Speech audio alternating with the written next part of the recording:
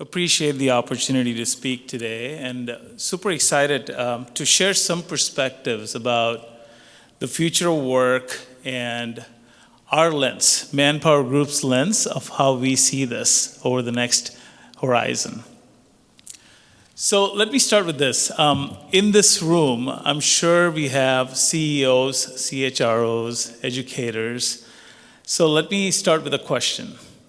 So in this room, a CEO or a CHRO is saying, we can't find the talent we're looking for. Does that resonate with some of you? If you're a job seeker in this room, you're saying, I can't find the opportunity that matches my career goals. And if you're an educator in this room, you're saying, hey, we're graduating way more students than ever. So where is the disconnect? So clearly someone forgot to copy all. Because that is the real disconnect today that exists. And I'll talk a little bit about all that. But let me start on a serious note. Imagine a young graduate walking across the stage, diploma in hand, dreams in heart, ready to enter the workforce and conquer the world. Now imagine the same graduate being told, the job you trained for may not exist in 5 years. The graduate being told the skills you've learned over 4 years may not exactly be what employers are looking for. And this is the reality. This is not a fiction. This is what we're seeing as the reality of the modern day workforce. Think about this. Technology is outpacing curriculum at a much faster pace. Business models are accelerating much faster than job descriptions are built.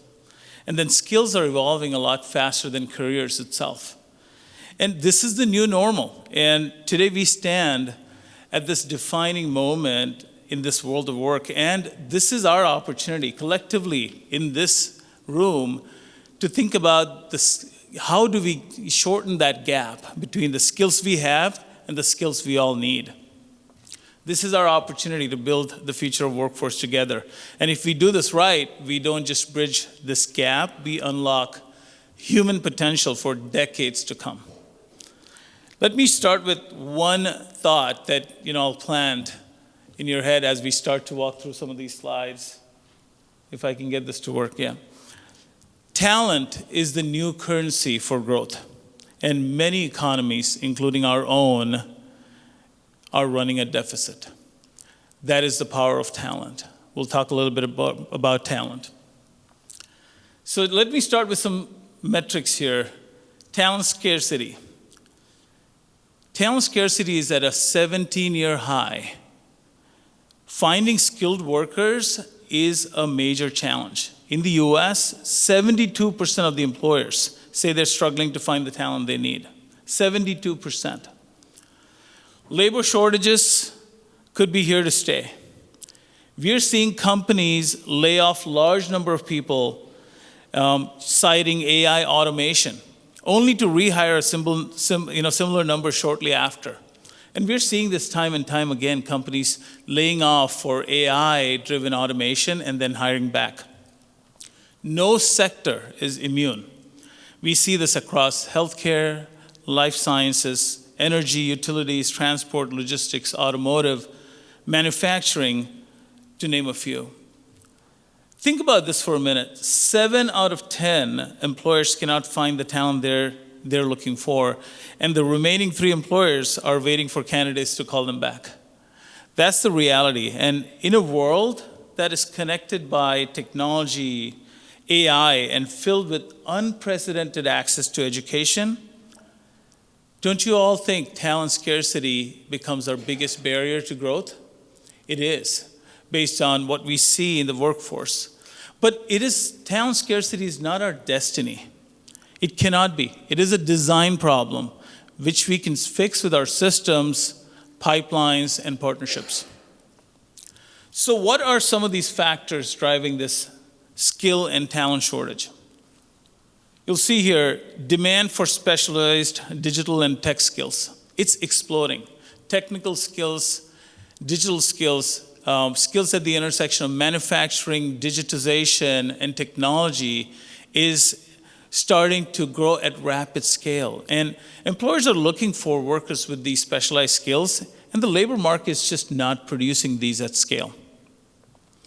The gap between tech adoption and reskilling, it's getting wider. Organizations are building all the tech infrastructure and driving advanced digital tools at speed, but the people strategy is not moving at the same pace.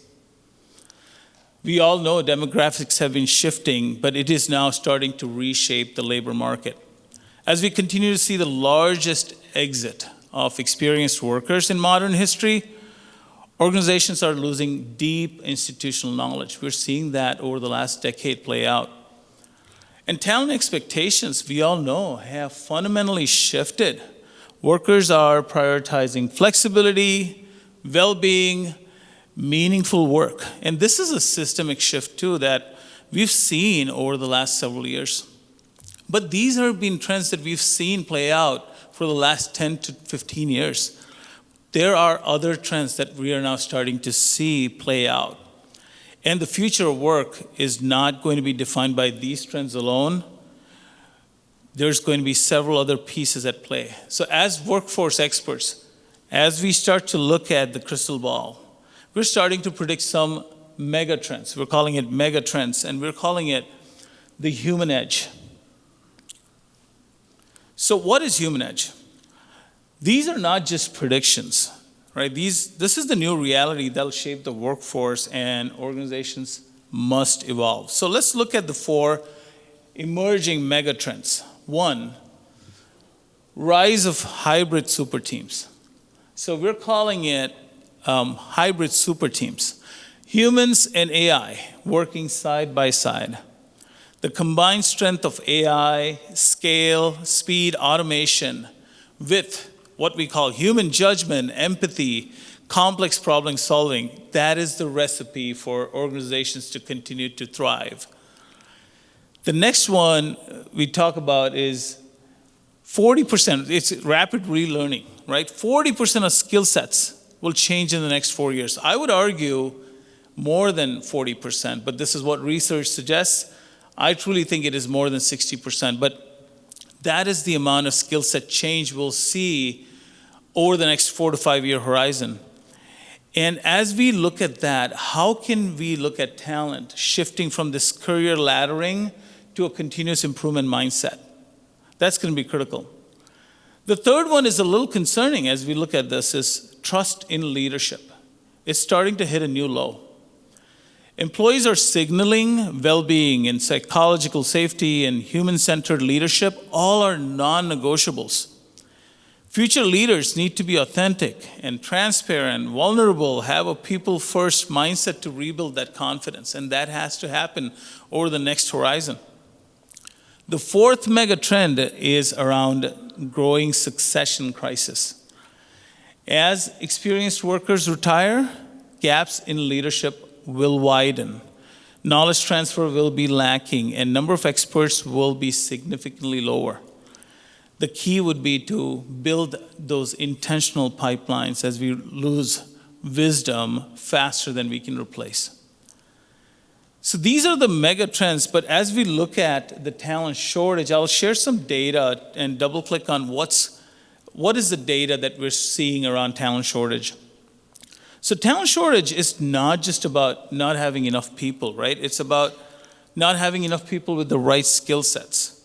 So as you look at this, AI model, application development, AI literacy is a top skill in demand as we look at all the top skills and what's shaping the talent shortage. And then you have engineering and sales and marketing, manufacturing, production, all of that following. What does this mean? It means AI layers on top. It does not replace. AI skills are on the top of the shortage list, and underneath are engineering, sales, manufacturing, the core engine of the economy. So AI is not replacing these roles. It's layering new expectations on top of them. The modern manufacturing technician must understand automation systems, must understand how digital manufacturing works underpinned by AI. The modern sales leader must understand AI tools to manage and drive sales discipline and pipeline management. And this is the complexity that will continue to increase across all our core functions, and AI is just layering on top. And how are employers responding? 1 in 4, about 27%, are now looking at upskilling and reskilling. It is a significantly low number. When I talk to my clients, which I do every day, 8 out of my 10 client conversations include reskilling as a solution. Yet we're only seeing 1 in 4 employers really starting to embrace that. And organizations are realizing that they cannot recruit their way out of this capability gap. Let's talk a little bit about skills disruption and what's changing and how fast are things changing. Some of that, goes back to the slide that I talked to prior. Traditional IT skills has dropped to number 7, right, in terms of hard skills and how we're starting to see this evolve. Not because they're less important, because the baseline has shifted. AI is no longer a specialty. It is a literacy. It is table stakes. And as you all go back to your businesses and look at how AI fuels growth and AI transforms business operating model, this is a key consideration. And there's a concept called human value, human skills inversion. As machines get better at thinking, humans become much more valuable for judgment, communication, collaboration, adaptability, ethical reasoning. These are strategic differentiators now. So all of these, AI cannot build trust. It cannot navigate ambiguity, at least not now. But that is where ethical judgment comes in. And this is the disconnect we're starting to see more and more in the employer education context. Nearly half of the employers say the biggest barriers to adopting AI is not technology, it is people. 28% employers say, well, our workers lack AI skills. 27%, what a coincidence, 27% of talent say companies are not providing enough AI training. This is a shared accountability, right? Workers are expected to adapt, employers are expected to train, and educators are expected to prepare. So as we look at the employer strategies to address talent shortage, you all know this, right? We've seen this play out over the last 10 years. The war for talent has no winners. Stop poaching, start producing. The only sustainable strategy to build your own pipeline is through continuous upskilling, sponsoring apprenticeships, and competency-based hiring. Companies that grow skills internally will far outpace those that are trying to buy talent from a very small, shrinking pool. And that is the reality. The second piece is around strengthening the retention, mobility, and accelerating that hiring experience. The fastest way to solve the talent shortage isn't recruiting, it's retention. Building that mobility, removing the friction in the hiring process and creating that human-centered work design, that is the secret to success. And if people can grow in your organization, they won't go outside your organization, and that is core to that retention strategy. Explore alternate workforce models. Employers are starting to do more and more of this. When we see expanded hybrid models, remote models, flexible work options, we start to see that those employers are starting to unlock massive pools of talent. So as we look at this, the future workforce, we've talked about this, isn't 9 to 5 or on-site. Flexibility will continue to be that talent magnet. Fourth, lifelong learning, right? How do you integrate that with AI and data literacy? And we're living in a world, as I said earlier, where skills are expiring much, much faster than job descriptions are written. And micro-credentials and just-in-time learning and AI-supported training, that is what it'll take for organizations to be competitive. Learning is no longer going to be a benefit. It is the productivity engine, and that is what employers need to embrace. Finally, we'll say that, diverse partnerships, such a critical component of the entire equation. The curriculum of the future cannot be built in isolation. So employers, educators, policymakers must co-create pathways that get people from learning to earning fast. And this is how we scale talent to the speed of the market requires. So as we look at this, there's a role educational institutions should be playing as well. One of that is curriculum modernization aligned to industry demand. If education does not evolve, the workforce cannot. And the skills economy is moving at the speed of AI. Most curriculum are designed for the pre-digital world. We need education that teaches AI readiness, digital fluency, real-world problem solving, not yesterday's jobs. And that is a systemic shift that we need to make within educational institutions. Work integrated learning. So as we look at students, they don't just need diplomas, they need experience. The fastest path to employability is exposure. And I know, those who have worked with educational institutions and partnered, you'll see that exposure, apprenticeship, internship, employer-led training, they turn learners into contributors.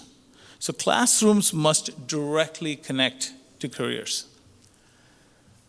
Another piece of this is short cycle credentialing. So as we look at the entire learning curve, we don't have to have 4 years to close a 4-month skill gap. Micro-credentials or stackable certificates or rapid boot camps are something that we're continuing to partner with industries. And as we look at how employers and educational institutions reinvent this curriculum, short cycle learning is what we're seeing, is the high impact, it is the high demand in terms of how do we convert new on-ramp skill sets to a much more flourishing career. Strengthening the human skills. We have heard this from time and time again from employers around the reluctance to hire graduates. And there's a soft skill component, there's a component around hard skills as well that is lacking. But key is critical thinking, communication, problem solving, interviewing. These are durable skills AI cannot replace. So how do we continue to look at this, and how does educational institutions double down and really start to make these humans irreplaceable? Finally, the education-employer partnerships. We continue to do a lot of that. We see that play out. We're seeing that continue to rise, but not at the levels we would like to see. Because when schools and employers co-design programs, and we've seen examples of that work really well, hiring accelerates, training becomes sharper, and learners step into roles with confidence. Partnership is the pathway to a future-ready workforce. I would submit that education is not just about building a pipeline. It is the engine that powers the workforce of the future. When institutions modernize, integrate, accelerate, and partner, talent shortages turn into talent opportunities. One shining example, I'm on this board with MATC, I'm on the UWM Advisory Council. We see this play out. I mean, MATC, 35,000 students, 96% of those staying and working in Wisconsin. It's not just about existing workforce training, it is about also looking at entry-level workers. As we look at apprenticeship programs, Wisconsin is leading the nation in terms of rate of growth in apprenticeship programs, and almost 18,000 enrolled, 3,000 employers participating in this program. Institutions like MATC, they're at the heart of this apprenticeship training.